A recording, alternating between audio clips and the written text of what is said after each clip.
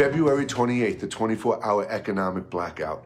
No Amazon, no Walmart, no fast food, no gas, not a single unnecessary dollar spent. For one day, we are going to finally turn the tables.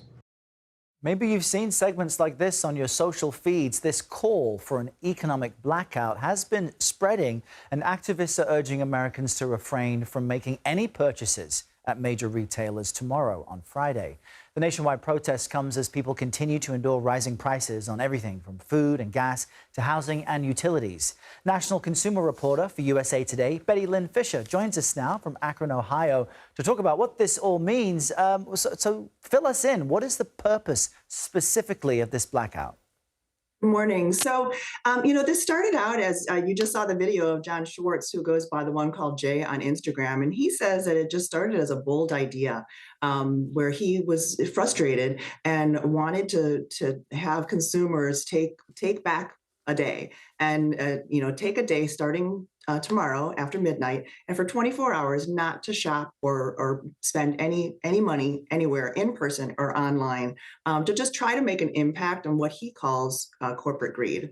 Is there any hint or evidence as to how much this is catching on, and which companies? We heard him mention some of them, but which ones are being targeted, and why this date of February 28th? Yeah, I think he just came up with a date when he was coming up with this bold idea for one day to start with.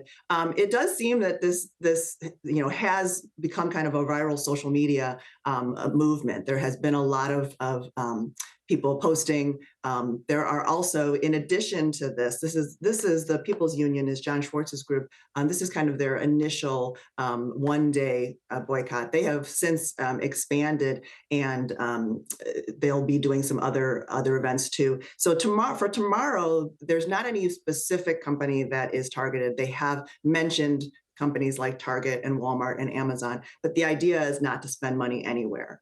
But then there are other efforts by the People's Union, as well as other organizations that have been upset with companies such as Target and Walmart and Amazon that have rolled back their diversity, equity, and inclusion efforts, as well as President Trump's elimination of federal DEI programs since taking office. Yeah, that's something I had seen over the past month, as people voicing ways that they could show frustration from DEI policies being rolled back.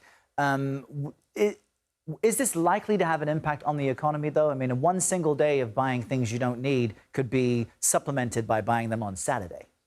Right.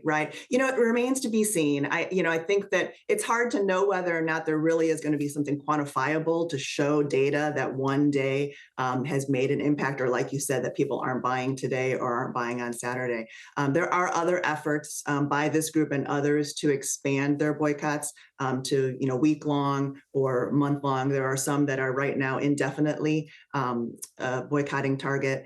There is a call by the religious community to start on Ash Wednesday, March 5th, a 40-day fast of Target, also to protest the DEI initiatives. Interesting. People trying to figure out different ways of getting their messages heard. Betty Lin-Fisher, great to chat with you about this. Appreciate you waking up with us. Thanks.